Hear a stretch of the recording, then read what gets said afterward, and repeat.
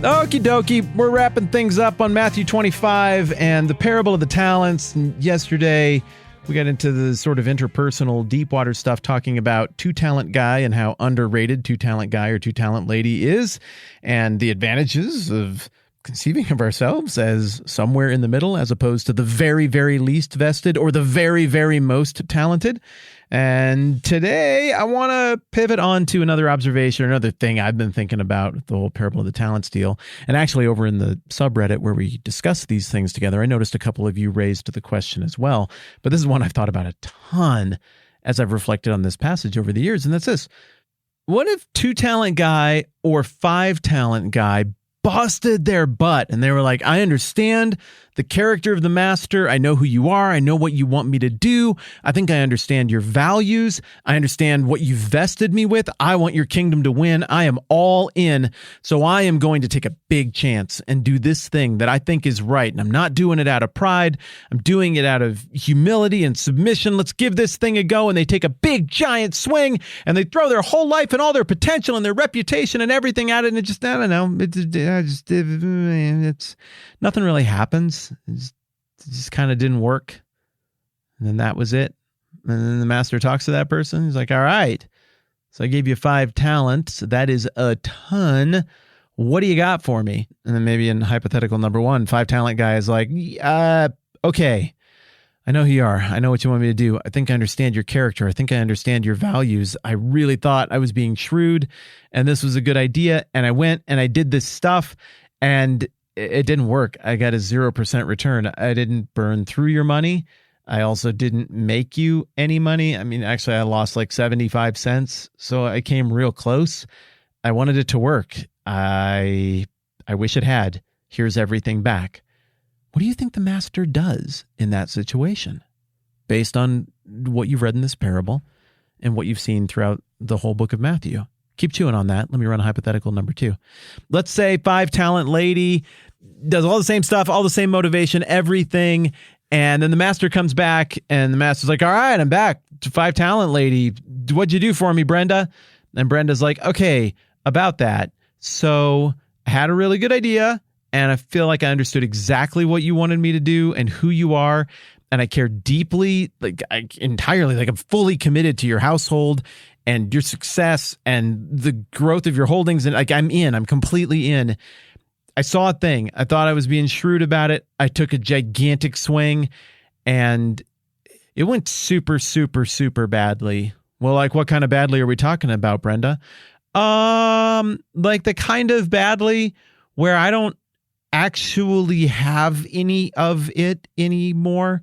There's 0. I have 0. It's just shot. I'm super sorry. What do you think the master does in that situation? Now, at this point, it's really easy to be like, oh, well, there's a Bible verse for that. The word of the Lord, it won't return void. Or we could go to Matthew 10 and be like, oh, I'll tell you what to say. I'll tell you what to do to navigate these things. So that's impossible. It's impossible that Brenda could truly be all in and fully committed to the kingdom, all in on the values, everything, and invest the riches of the master and then have it come back just straight up empty. It couldn't possibly happen. But I don't know. You hear stories, you even see things unfold with people where, man, you watch the way their life goes and you're like, it seems like they're super in and they're smart and they're capable and gifted and it seems like they get it and that I see what they're doing. That seems like a really good idea. That's great. And then just something breaks the wrong way and it doesn't work and there's kind of nothing to show for it. I think of some missionaries I know who saved up a bunch of money and put all of their energy into positioning themselves to pay off their student debt and everything else so they could go into the mission field in a certain place. And then they get there and then 4 days later, there's a civil war and they have to go home. And that's kind of it. And that was it. That was my 20s. That's what I had. Sorry, I got nothing to show for it. Maybe you could say nothing to show for it is just impossible with this master. That could be. That always there's something to show for it, and the master might see value in places we don't. Maybe the master metaphorically goes back through the tailings at the bottom of the gold sluice and is like, well, if you just look right here underneath these riffles, you'll see that actually you did capture that gold all along. Well done, good and faithful Brenda. Come on in and enjoy your master's sharing his happiness. It's great. But also maybe not. Maybe sometimes people come at it the right way and they try to be shrewd, and because they're not God, it doesn't work out. And then there's no return whatsoever. Or worse yet, it looks like everything was just lost completely, with not only no return, but like not even able to give back the initial investment. Maybe the metaphor stretches thin and kind of breaks down at that point. Well, again, I ask, what do you think? What does the master do in that situation? And I keep coming back to this. If we just look at this parable in its immediate context, chapter 24 and 25, first and foremost, it isn't necessarily about the individual behavior as much as it is more about an orientation. It's having your head screwed on straight in terms of the kingdom values of history, how time is going to unfold, and what it looks like to get it right, and why some of the people in Jesus' time who had gotten it wrong, those being the religious leaders, why they just got called out the way they got called out a couple chapters earlier. So acknowledging that there is definitely an immediate context here, I still think we can get an approximation of how the master would have responded based on all of the other things that we learn about the master from all around the rest of the Bible and the New Testament. And so what I see, for example, in another parable over in Luke, and one of you in the subreddit very astutely anticipated where I was going with this and pointed it out, and that is awesome. But there's a super famous parable of the lost son. This is the one where the kid goes to the dad and he's like, I want all your riches. I want all your vestedness right now. I got some partying. It's like I have a bunch of different types of booze that I want to try. It's like the old Chicago. They do this thing now where you can tour the whole world in beer, and I want to do it like 1,000 times, and I'm going to need all your money. And so then he goes off and he just gets hammered at old Chicago all the time, and then he ends up like eating pig slop, and he's just miserable. All his party buddies, they don't love him anymore. The sexing didn't make him happy, and booze and the drugs, like it all didn't work out. It just burned down and went to garbage. And he's like, you know what? I could eat this pig slop forever. Or I could just go back and be a slave in my father's household. Maybe he'd take me back. And so the kid prepares his whole speech and he's going back to his father. And while he's still a long ways off, the father's like, what? I've been looking for this for a long time. And he sees the kid, and the father, he doesn't even care about his dignity. He's another master of the household. The servants are watching. Everybody's there. He's like, forget it. And he goes running off the porch, clear down the dirty, disgusting road. He doesn't make the son come crawling to him. And then the runaway son is like, I'm an idiot. I did a bunch. I'm not even worthy to be back here. And the dad's like, forget it. Like, my son was dead. Now he's alive again. You're back. Put the ring on him. He's my son, my heir.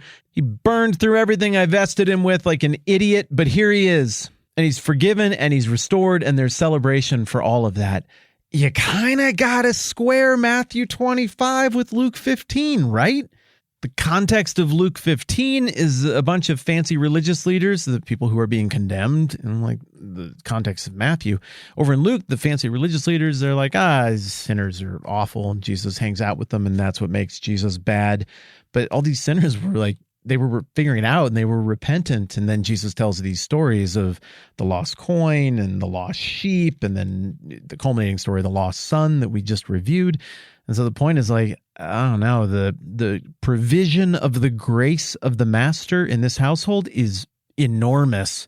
The master is so benevolent and so patient and so loves the kid and yearns for the kid's return that he responds the way he responds. Over in Matthew chapter 25, what we're getting is a parable that comes right on the heels of the failure of the religious leadership being highlighted by Jesus, and the disciples being like, okay, the whole system's getting taken apart. Everything's getting busted up. There's a judgment coming because, I guess we all missed the point, but now we'd like to get the point. What does it look like for us to be oriented to you and to the point moving forward? And Jesus lays out the parables we've been looking at in light of that. So then the question is, what about the forgiveness of Luke 15? Could that apply to the situation of the person who got it wrong as we read the parable in Matthew 25? And I think the resounding answer has to be yes.